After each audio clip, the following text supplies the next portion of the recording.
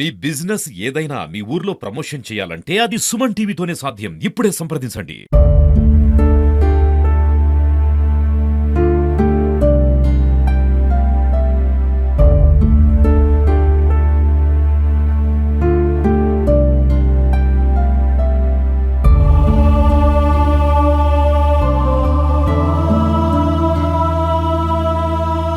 క్రాంతి కుమార్ వాళ్ళ భార్య అయితే ఉంది. ఒకసారి వారితో మాట్లాడడం. అమ్మ అసలు ఏం జరిగింది? సూసైడ్ నోట్ అనేది చాలా వరకు మనకు వైరల్ అవుతుంది. తను రాసిన మాటలు, తను రాసిన లేఖ అనేది సోషల్ మీడియాలో వైరల్ అవుతూ ఉంది. సో మీ వైవాహిక జీవితంలో ఏమైనా మనస్పర్ధలు ఏమైనా ఉన్నాయా? చాలా వరకు కూడా మంచిగా చూసుకున్నాడు మిమ్మల్ని అని చెప్పేసి మాకు తెలుస్తుంది. గల్లీలో కూడా చాలా వరకు ఎంక్వైరీ చేసినాము, ఎట్లా ఉంటుండే ఏంది అనేది మేము మాట్లాడినాం. సో అసలు ఎట్లా అంటే ఈ నిర్ణయం తీసుకునే ముందు ఏమైనా మాట్లాడడం జరిగిందా మీతోనే? మాట్లాడిండు. మా బర్త్డే రోజే మాట్లాడుకున్నాం, సండే రోజే. అంత డల్గా ఉన్నాడు. ఒక వారం రోజుల నుంచి కరెక్టే లేడు. ఏమైంది అంటే నా మనసు ఏం బాగాలేదన్నాడు. జాబ్ చేయబుద్ధి అవుతలేదు అంటే ఎందుకే అంటే ఏమైనా టార్చర్ పెడుతుందా మీ మేడం అని అంటే ఏం లేదు ప్రిన్సిపల్ మేడం మంచిగా దేవతని అని అన్నాడు. మరి అది అంటున్నప్పుడు మరి ఏమున్నది, ప్రాబ్లం ఏమున్నది, అన్ని టెన్షన్లు ఎందుకు పెట్టుకుంటున్నావు, ఏదన్నా చేసుకున్నా అమ్మేసుకున్నా ఉందామని చెప్పేసి అన్న. అది కాదు, అదేం లేదు, నువ్వు అనుకుంటున్నది ఏం లేదు అని అన్నాడు. ఈ లెటర్ రాసినాక నాకు అసలు తెలియని కూడా తెలియదు ఇట్లా చేసుకుంటాడని. అది చేసుకున్నాక ఫోన్లో చూసేసరికి ల్యాండ్ ఓనర్ అని చెప్పేసి 10 times కాల్ లిస్ట్లో ఉంది. నాకు అసలు ఏం తోచలే, ఏం చేయాలి, నేను ఇంట్లో ఒక్కదాన్నే ఉన్నా. ఆ లెటర్ కూడా నేను లేట్గా చూసిన.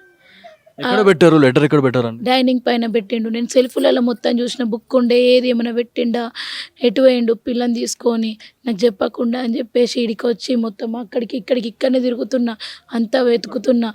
ఏరి పిల్లని తీసుకొని పైన పోయిండా అని చెప్పేసి అట్లా కూడా వెతుకుతున్నా, అట్లా కూడా లేదు. మన మళ్ళీ వెళ్ళి చూసరికి డైనింగ్ పైన ఉండి లెటర్, బుక్ ఉంది.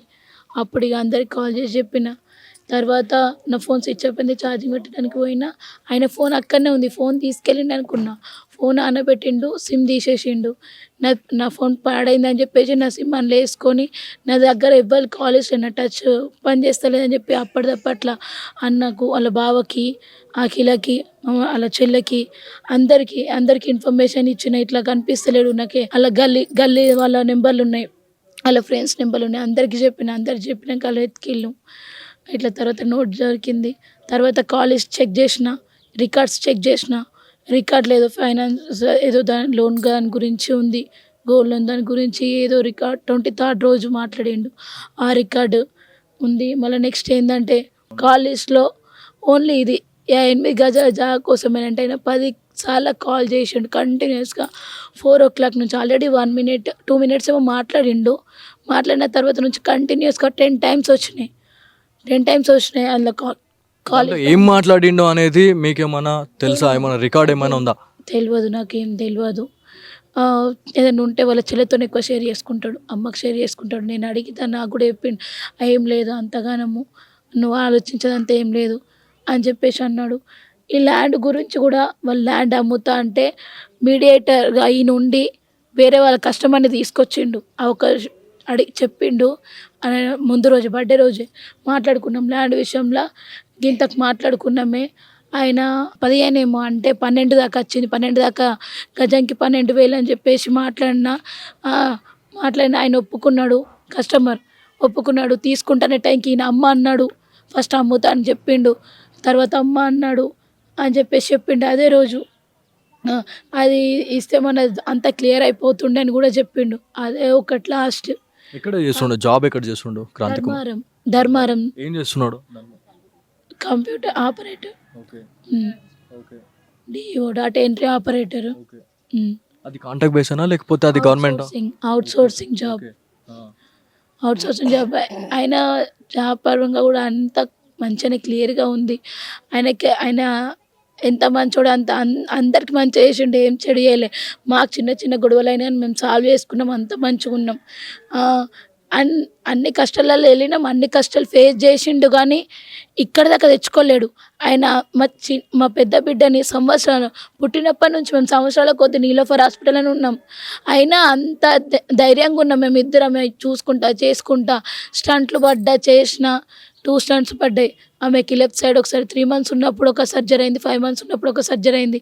అంతా నెలల తరబడి ఉన్నప్పుడు అలా 3 నెలలు 4 నెలలు బయట ఫుడ్ పెడితే తీసుకొచ్చుకున్నాం. మనీకి ప్రాబ్లం ఉంటుండే అంటే ఫుడ్కి మనం అక్కడ ఇక్కడ ఇల్లు అక్కడ హాస్పిటల్ ఏముంటుంది సార్, మనం ఆపత్తికి పోయినాం.